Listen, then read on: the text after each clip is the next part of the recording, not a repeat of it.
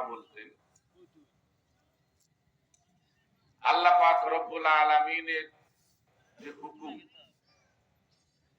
মুসা আলাইহিস সালামের প্রতি যে আল্লাহর পক্ষ থেকে নির্দেশ, আদেশ, এইগুলো বনী ইসরাইলদের মাঝে হযরত মুসা আলাইহিস সালাম বলতেন যে আমার আল্লাহ আজকে এই কথাটা তোমাদের উদ্দেশ্যে বলেছেন। বনী ইসরাইলের লোকেরা মুসা আলাইহিস সালামকে বলল যে দেখেন, আপনি যা কথা বললেন আল্লাহর সাথে তুর পাহাড়, এগুলো আমরা বিশ্বাস করি না। আপনি আমাদের মাঝে বাড়তি কথা বলতেছেন, মিথ্যা বলতেছেন। হযরত মুসা আলাইহিস সালামকে বনী ইসরাইলেরা বলল যে হ্যাঁ, আমরা বিশ্বাস করব, তোমার মতো যদি আমাদের সাথেও আল্লাহ কথা বলে, আমাদের সাথে যদি আল্লাহ আলোচনা করে কথা বলে, তাহলে আমরা এই কথাগুলি শুনবো এবং মানব। হযরত মুসা আলাইহিস সালাম আল্লাহকে বললেন, আল্লাহ, আমার কওমের লোকেরা তো তোমার সাথে কথা বলতে চায়, সরাসরি কথা বলবে, আমার কথা বিশ্বাস করে না। আল্লাহ রাব্বুল আলামিন হযরত মুসা আলাইহিস সালামকে আল্লাহ ডেকে বললেন, ও আমার নবী, ওয়ালাকাদ আখাযাল্লাহু মিসাকা বানি ইসরাঈল ওয়া বা'আসনা মিনহুম 12 নাকিবা। বনী ইসরাইলের 12টি গোত্র ছিল। আল্লাহ বললেন, হে মুসা, 12টি গোত্র থেকে 12 জন নেতাকে তুমি বাছাই করো। ওই 12 জন নেতার সাথে আমি কথা বলবো, সবার সাথে বলবো না। আশারা নাকিবা,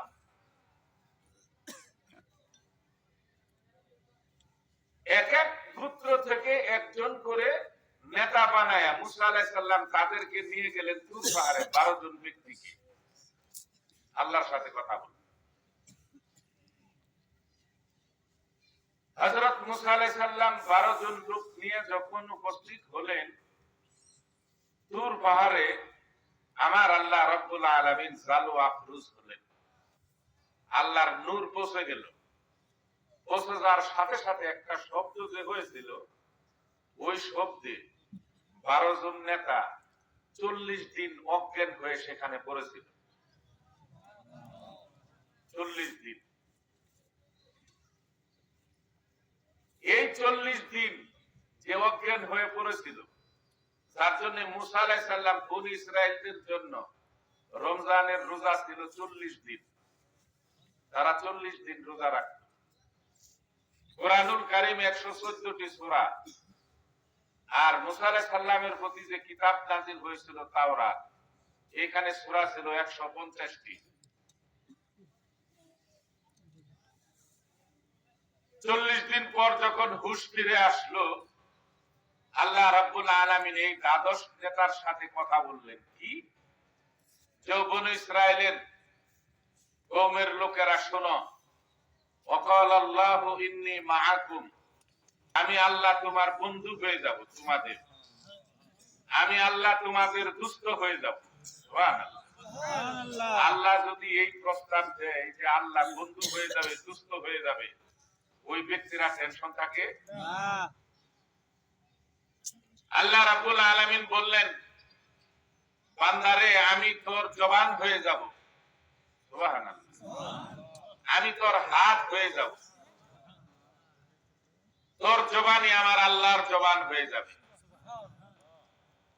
কিন্তু আমি আল্লাহ তো দুষ্ট তোমার হব, আমার 5টা শর্ত আছে। আপনার কি শর্ত? আল্লাহ রাব্বুল আলামিন শর্ত লাগাই দিলেন। 1 নাম্বার, লা ইন আকামতুমুস সালাহ, নামাজ কায়েম করতে হবে। এর হলো শর্ত, হলো 1 নাম্বার। আমরা যে আল্লাহকে বিশ্বাস করি, আল্লাহর প্রতি ঈমান এনেছি, আল্লাহর আনুগত্য করি, আল্লাহর কুদরত, আল্লাহর হিকমত, আল্লাহর ক্ষমতা, এগুলো আমরা বিশ্বাস করি। এই বিশ্বাসের প্রমাণ হলো সিজদা। আল্লাহ রাব্বুল আলামিন কোন ওয়াসজুদ ওয়াক্তারি, বান্দা যখন আমি আল্লাহর কুদরতি পাই সেজদা দেয় মাথা নত করে, তখন আমি আল্লাহ আর বান্দা মাঝখানে কোনো পর্দা থাকে না, সরাসরি সম্পর্ক হয়ে যায়। এবং বান্দা যখন মাথা নত করে সেজদায় পড়ে, আমি আল্লাহ আমার বান্দার মাথার এই যে পিছনের যে এই মাথার যে খুলিটা আছে, আল্লাহ কয় আমি আমার বান্দার এই মাথায় হাত বুলাতে থাকি।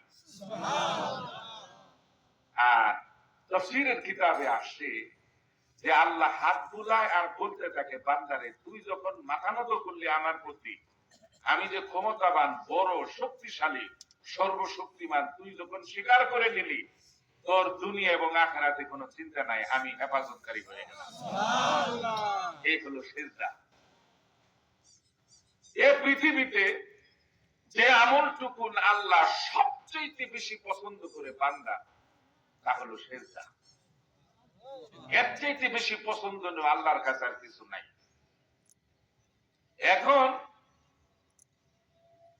আল্লাহ রাব্বুল আলামিন বনী ইসরাইলদেরকে বলল যে এক নাম্বার শর্ত হলো আমার লাইন আকামতুমুস সালাহ, টাইমলি ওয়াক্ত মোতাবেক সঠিক হিসাব আউয়াল ওয়াক্তে নামাজ আদায় করতে হবে। এটা হলো এক নাম্বার শর্ত। আপনি নামাজ যখন খুশি তখন পড়বেন, হবে না। মন যখন চাই তখন পড়বেন, হবে না। আপনি নিশ্চিত থাকুন, বলতে পারেন হুজুর আমরা কোম্পানির চাকরি করি, আমরা দোকানের কর্মচারী, মালিকে আমাদের সুযোগ দেয় না পড়তে, মালিকের সুযোগ দেয় না, জামাতে আমরা আদায় করতে পারি না, ওরকম মালিকের চাকরি আপনার দরকার নাই। যে আল্লাহর ফরজ আদায় করতে বাধা প্রদান করে, এরকম মালিকের চাকরি দরকার নাই। রিজিকের মালিক, রিজিক মালিকে খাওয়ায় না, খাওয়ায় কে? আল্লাহ। আল্লাহ। বাদশাহ হারুন রশিদ দিল্লি ভিক্ষুক আসছে, দিল্লিতে এক ব্যক্তির কাছে গিয়ে কয়, ভাই আমি সারাদিন কিছু খাই না, আমাকে একটু সাহায্য করেন। ওই ভদ্রলোক কয় কিছু দিয়ে বললো, এ ভাই শোনো, তোমার বাড়ি কোথায়? এ আমি। ওই দেখো তুমি যে ভিক্ষা করতেছ, সারাদিন ভিক্ষা করার কয় টাকা পাইবা? কত হাঁটা চারা করতে হয়, কষ্ট। তুমি এক কাজ করো, আমাদের দিল্লির বাদশাহ হারুন রশিদ একবার যাকে দান করে ওর আর ভিক্ষা করতে লাগে না, আর ভিক্ষা করা লাগে না। তুমি বাদশাহ হারুন রশিদের কাছে যাও, মোটা অঙ্কের কিছু দান তোমাকে দিয়ে দিবে। ভিক্ষুক বলতেছে, আমি কি বাদশার কাছাকাছি পৌঁছতে পারবো? এটা তো অসম্ভব, আমাকে তো যেতে দিবে না। বলে দেখো, বাদশাহ হারুন রশিদ ওর দেশ পৃথিবীর বাদশাহ, তবুও সে জামাত ছাড়া নামাজ আদায় করে না। সে জোহরের নামাজ আদায় করে মসজিদের সামনে দেখবা শত শত ভিক্ষুক লাইন ধরা, বাদশাহ নামাজ পড়ে মসজিদ থেকে বাহির হয়েই ওই কাতার অবস্থা প্রত্যেকেই হাতে দান পৌঁছায় দেয়।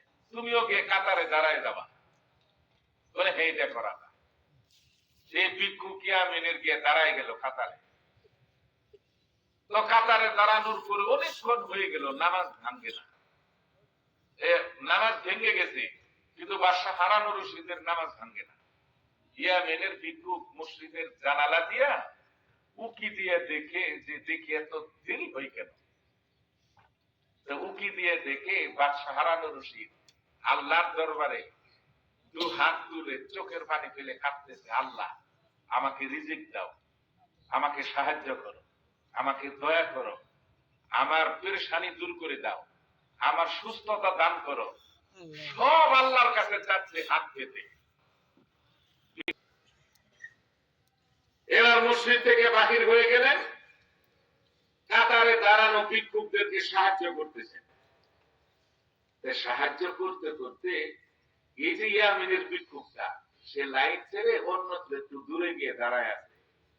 সব ভিক্ষুককে দান করা শেষ, এই ইয়ামিনের ভিক্ষুকটা ওইখানে দাঁড়ায় আছে, সে কাছে আসে না। বাদশাহ হারুন রশিদ তাকে ইশারা দিয়ে এদিকে আসো। জি হুজুর। বলে আমার যতটুকু ভুল যদি না হয়, তুমি একজন ভিক্ষু সাহায্যের জন্য আসছো। বলে জি হুজুর। সবাই হাত পাতলো, দান নিল, তুমি যে দাঁড়ায় আছো তুমি কিছু চাইলে না। এবার ভিক্ষুক বাদশাহ হারানো রশিদকে ডেকে বলে, ও বাদশাহ হারানো রশিদ, আমি আপনার কাছে কেন হাত পাতবো? আমি এসেছিলাম হাত পাততে, কারণ এসে দেখি আপনি তো আরেকজনের মুখাপেক্ষী। আপনি তো আল্লাহর দরবারে হাত পেতে করুণা চাচ্ছেন। আমি আপনার কাছে কি চাইবো? আপনি আমাকে কি দিতে পারবেন? বাদশাহ হুজুর, বেয়াদবি মাফ করবেন, আমার চোখের পর্দা খুলে গেছে। আজকের থেকে আমার যা কিছু প্রয়োজন পৃথিবীর কোন মানুষের কাছে হাত পাতবো না। আমার যা দরকার আমি আমার আল্লাহর কাছে যাব। কারণ আপনি তো কিছু দেওয়ার মালিক না, আপনি তো আরেকজনের মুখাপেক্ষী। আমি আপনার মুখাপেক্ষী হয়ে লাভ কি?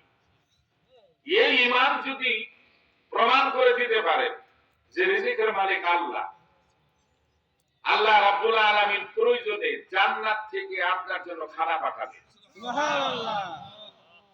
জান্নাত থেকে পাঠাবে। বাদশাহ হারানো রশিদ ওই ভিক্ষুককে বুকে জড়ায় ধরে বলতেছে, তোমার যে অন্তরের চক্ষু খুলে গেছে, তুমি যে কথা বলেছ, আজকে থেকে তোমার আর ভিক্ষা করা লাগবে না, তুমি আমার রাজপ্রাসাদে মৃত্যু পর্যন্ত মেহমান হয়ে থাকবে। রিজিকের মালিক আল্লাহ। আপনার যদি নামাজে বিঘ্ন ঘটায় পৃথিবীতে কেউ, আপনি তো আল্লাহর বান্দা, আপনার তো মৃত্যুবরণ করতে হবে, ঠিক? আমার যতটুকু খেয়াল, কোন মালিকে নামাজের জন্য বাধা প্রদান করে না। এটা আমাদের অলসতা। নামাজ আল্লাহ রাব্বুল আলামিন নামাজ ফরজ করেছেন জামাতের সহিত। রাব্বুল আলামিন বলেন, ওয়ালা তাওয়াতুস যাকাতা ওয়ারকাউ মা'আর রাকিঈন। আল্লাহ রাব্বুল আলামিন